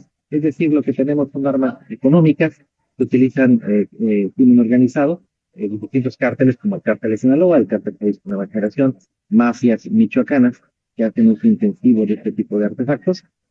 Son armas económicas de fácil manipulación y que además permiten algo, poder realizar ataques sin que los perpetradores de estas embestidas sufran la persecución de la justicia, porque se pueden hacer a distancia. La autonomía de vuelo de estas aeronaves les permite en ocasiones poder hacer ataques hasta 1 kilómetro de distancia, sin que las personas que son agredidas puedan repeler la agresión. David, has dicho son armas muy económicas y armas muy económicas para sectores que por lo general tienen mucho dinero, de manera que les resulta muy cómodo. Pero frente a eso pareciera que el gobierno, el Estado mexicano, está en minusvalía, está un poco impotente. ¿Es así? Coincido plenamente con tu apreciación, César. Lo que percibimos es que las Fuerzas Armadas en México no tienen las tecnologías, en este caso se requieren inhibidores de señal, con los cuales se puede derribar, se puede hacer que aterrice un dron. No tenemos sistemas antiaéreos, no teníamos por qué tenerlos tampoco. No se sabía que el gobierno mexicano, los narcotraficantes tuvieran armas aéreas. No tenemos como tal especialistas que puedan a lo largo de todo el país enfrentar esta amenaza voladora. No tenemos un control en la comercialización de los drones. Se pueden adquirir en cualquier tienda de artículos de electrónica en México. Hay drones de distinta sofisticación. En México ya la Secretaría de la Defensa Nacional, el Ejército Mexicano, han empezado a crear drones, a construir drones, pero son drones de videovigilancia, no son drones artillados. De hecho, una de las peticiones que hizo el gobierno de los Estados Unidos recientemente al gobierno de Claudia Sheinbaum, presidenta de México, fue justamente dotar al combate al narcotráfico de drones, pero drones manipulados, manejados por el ejército de los Estados Unidos. Entiendo que ya distintas agencias de los Estados Unidos utilizan drones para rastrear los envíos de droga de México hacia los Estados Unidos y también para atacar objetivos prioritarios narcotraficantes de alto perfil. En todo caso, hubo un desacuerdo entre el gobierno de México y los Estados Unidos que bloqueó esta posibilidad, es decir, está cancelada por el momento la posibilidad de que el gobierno de los Estados Unidos proporcione drones al gobierno de México para combatir esta amenaza, repeler esta arma con la que sí cuentan los narcotraficantes, es decir, los drones artillados. Quedé con la curiosidad del video que comentaste, David, que se hizo viral allí en Michoacán, que fue atacado el dron, una caravana de un alto funcionario. ¿Qué ocurrió? ¿Cuáles fueron los daños que tuvo ese ataque? Y unos sicarios, aparentemente jóvenes, esto se desprende por las voces que se escuchaban en la videograbación, manipuló el dron desde el aire y desde el aire soltó la carga explosiva, aparentemente una granada de contacto, ese tipo de granadas que hacen explosión al momento de hacer contacto con el objetivo. Destruyeron, me parece, un par de vehículos, uno de los que se transportaba en general del ejército mexicano, donde quedaron lamentablemente malheridos y fallecieron, si no me recuerdo, un par de elementos del ejército. Es decir, un par de jóvenes sicarios, aparentemente sin mucha experiencia en el combate cuerpo a cuerpo, con un arma voladora. Lo que hicieron fue enterarse, estar al pendiente de un trayecto de un convoy militar y lanzaron bombas en contra de este general que también resultó herido en este ataque. Y vimos la fotografía de una joven presentada como Lady Drones. ¿Quién es ella? Sí, en el cártel Jalisco Nueva Generación han surgido también el cártel de Sinaloa. Los tres grandes grupos de macrocriminalidad en México son el cártel Jalisco Nueva Generación, el cártel de Sinaloa y la familia mexicana. En estos tres grupos, desde hace tiempo, hay un reclutamiento de especialistas en explosivos de España, del grupo separatista Bajo ETA, que todavía tiene ramificaciones, células activas, de Colombia, algunos integrantes de las Fuerzas Armadas Revolucionarias de Colombia, la guerrilla colombiana que se mantiene todavía activa y vigente, también de Centroamérica, civiles que son soldados del ejército, cuerpo de élite del ejército de Guatemala, del propio gobierno de México, del grupo aeromóvil de fuerzas especiales, con GAFES. Todos ellos son especialistas en el manejo de explosivos, conocen del uso de drones para estos fines, y el ejército mexicano, los cárteles mexicanos han logrado reclutar a estos especialistas, con los cuales a su vez se recluta a mexicanos para que realicen estas tareas. Esta dama que presentaste en la imagen de hace unos instantes es, se presume por parte de la Procuraduría de México, un especialista que conduce una célula de drones con los cuales se ataca a los enemigos del cártel de Nueva Generación en estados como Guanajuato, Michoacán, Zacatecas y el propio Jalisco. Caramba. David, muchas gracias por estos minutos en el programa de hoy. Gracias a ti, César, te mando un abrazo. Gracias. David Saucedo desde Acapulco. Son las 10:45 de la mañana. En el mes de mayo, Netflix lanzó un cortometraje documental titulado The Quilters, que sigue a un grupo de hombres en una prisión de máxima seguridad en Missouri, que dedican 40 horas semanales a confeccionar colchas personalizadas para niños de acogida y niños con discapacidades. Puntada a puntada, se ve a los hombres abrazando el programa de justicia restaurativa, mientras encuentran un sentimiento de orgullo al crear algo hermoso en este espacio sagrado y sin ventanas en lo profundo de los muros de la prisión. Eso que he leído es la descripción textual del programa. Tan solo un mes después del estreno, es evidente que las historias de los Quilters han conmovido a los espectadores, tanto que el Departamento Correccional de Missouri emitió recientemente un comunicado indicando que ya no se necesitan donaciones de tela e hilo. Dicen, nosotros también estamos conmovidos por la película y cada día nos asombra el generoso y hermoso trabajo que realizan los habitantes de Missouri en nuestros programas de la organización Justicia Restaurativa. Sin embargo, actualmente estamos desbordados por las donaciones y nos estamos quedando sin espacio de almacenamiento para tela y para hilo. Así decía el comunicado.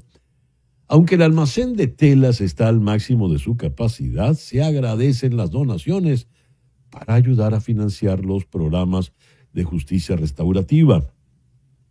Y, ojo, si aún no has visto el documental, te recomiendo encarecidamente que reserves 33 minutos para verlo. Vale la pena, ¿eh? 10:47 de la mañana. Hoy estamos... vamos con esto.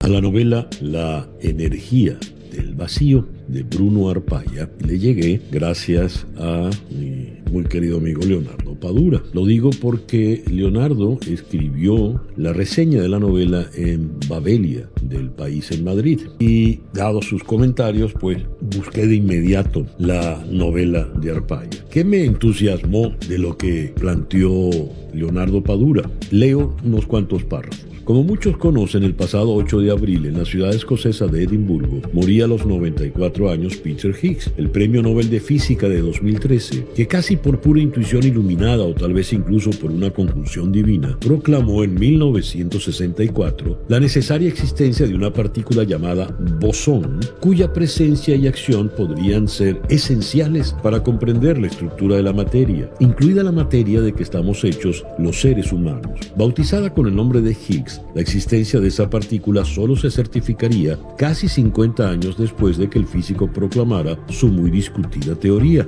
Y semejante comprobación hoy resulta tan importante para entender la composición del cosmos que al bosón de Higgs se le ha llamado la partícula de Dios. Arpaya plantea una novela de thriller, una novela negra, una novela donde hay una persecución, hay unos extremistas fundamentalistas musulmanes que no quieren que unos científicos jueguen a Dios porque Dios es solo Alá. Además, intrigas entre científicos, además una pareja que se va desmoronando, la eventualidad de la infidelidad en esa pareja, es decir, una serie de elementos que hacen que la novela se lea muy rápido, a pesar de este tema tan complejo. Y como bien llama la atención, Leonardo Padura dice que Arpaya se buscó un recurso magnífico para darnos a conocer la densidad científica y se inventa un personaje que es Nuria, una joven periodista que va al laboratorio nuclear para hacer un reportaje y explicarle al público. Voy a leer algunos párrafos del reportaje de Nuria para que entendamos.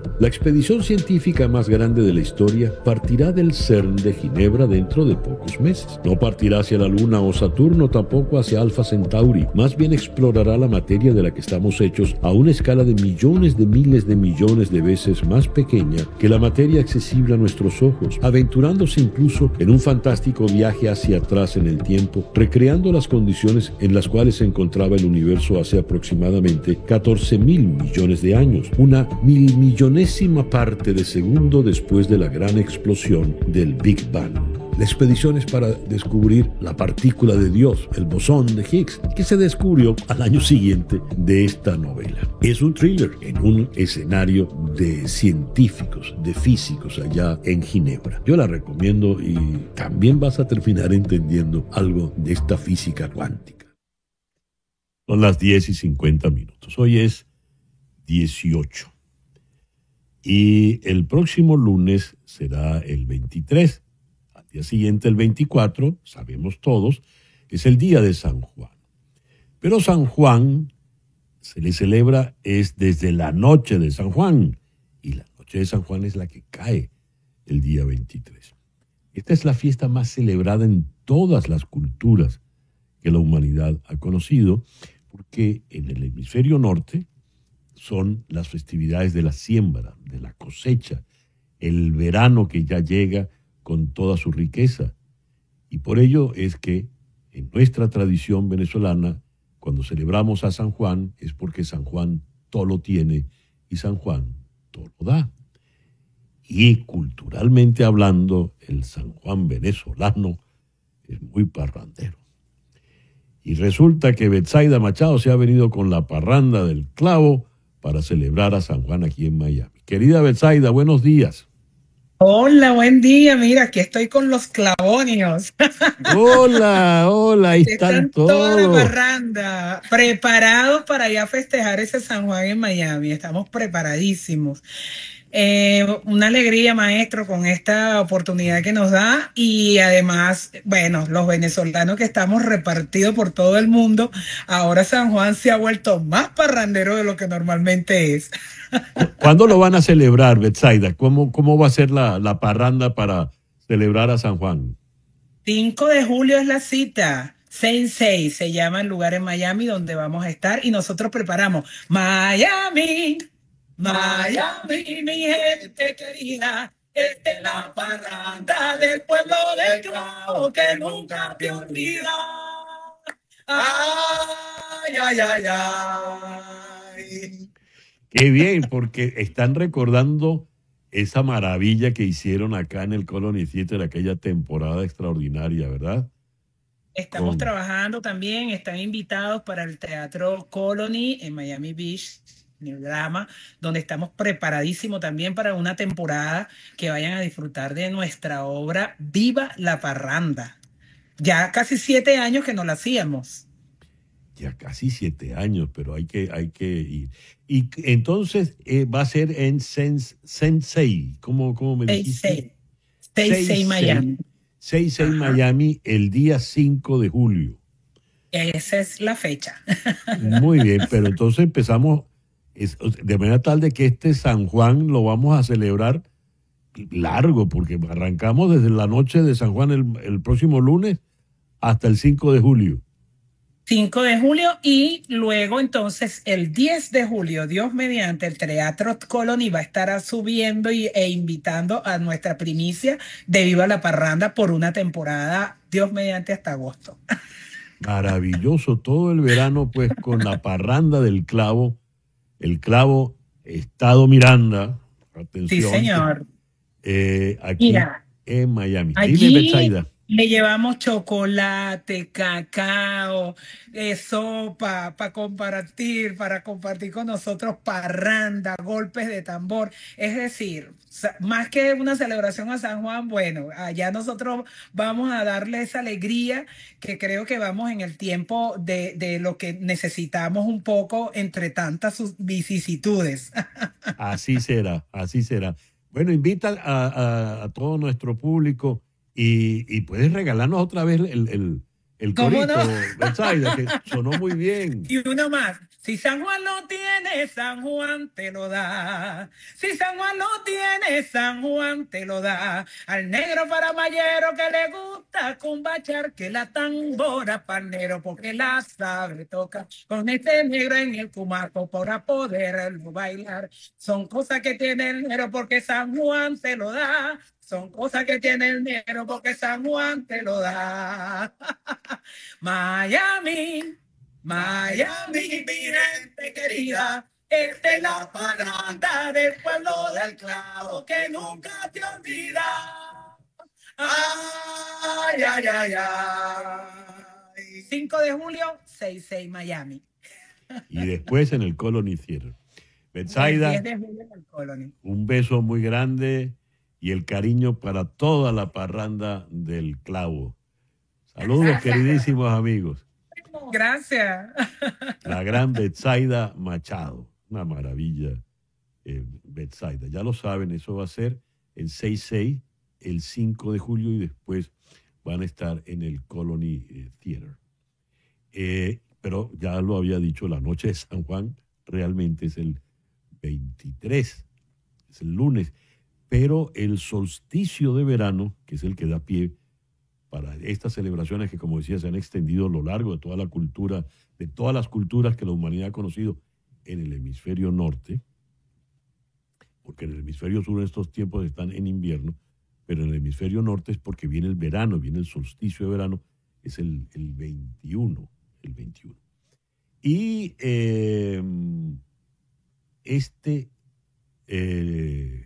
este jueves, en Conexión, lo que ha descubierto Giuseppe Gangi, el ingeniero que inventó macedoniadelnorte.com, el que ha descubierto todos los entramados del Consejo Nacional Electoral presidido por Elvis Amoroso.